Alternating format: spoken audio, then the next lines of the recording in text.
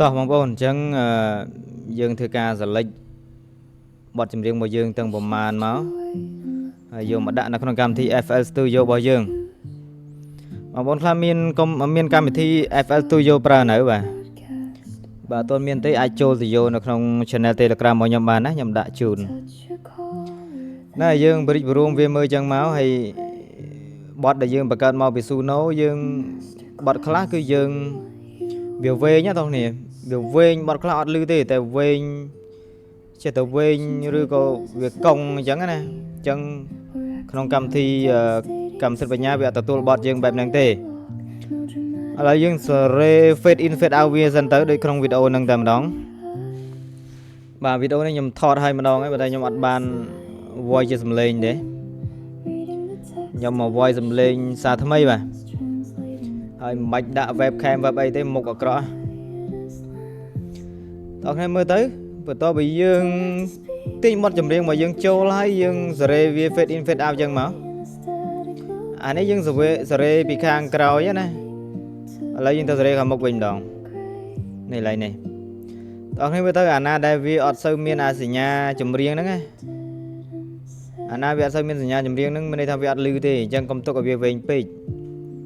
ព្រោះកាលណាតែយើងអាប់ឡូតទៅកាន់DistroKid ឬអីផ្សេងៗហ្នឹងវាអត់ឮអាសញ្ញាហ្នឹង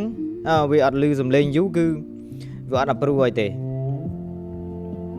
ហ្នឹងតែប៉ុណ្ណឹងឃើញទេអត់មានចាំបាក់អីនិយាយញ៉ាយច្រើនទេកន្លែងនេះមិនបាច់ថា12បទទេបងប្អូនប្រើតែ20បទក៏បានដែរកន្លែងនេះណាអូខេឥឡូវនេះយើង play វាមើលសិនទៅបាទនេះយើង play វាមើលសិន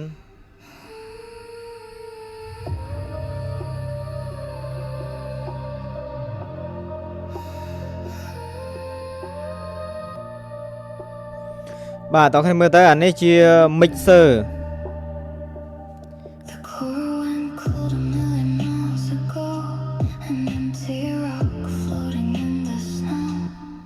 អានេះជា mixer មួយដែលខ្ញុំបានដាក់នៅក្នុង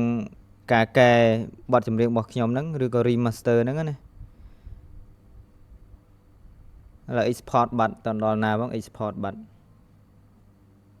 ឃើញទេគ្រាន់តែដាក់ចូល fade in fade out ហើយ template របស់យើងវាមានស្រាប់អញ្ចឹងបងប្អូនពេលឆ្ងល់មែនទេថាអត់ទាន់បានដាក់ mixer អត់ទាន់បានអីផងមិនក៏export ចេញបាត់មើលមិនទាន់មើលអត់ទាន់ផងអញ្ចឹងតោះខ្ញុំចង់បាន template ហ្នឹងក៏បានដែរអា preset ហ្នឹងខ្ញុំដាក់ឲ្យនៅក្នុងក្រុម Telegram ដែរតោះគ្នាយក preset ហ្នឹងទៅបើកហើយតោះគ្នាចាប់ទាញចម្រៀងដាក់មក export ចេញមកគ្រាន់តែ fade in fade out វាអញ្ចឹងណាដោយសារខ្ញុំបានដាក់ឲ្យស្រាប់ហើយក្នុងវីដេអូនេះខ្ញុំអត់ចង់និយាយពីការ mixer ការ reverse ឬក៏ EQ អីច្រើនទេដោយសារខ្ញុំបានដាក់ឲ្យអញ្ចឹងណា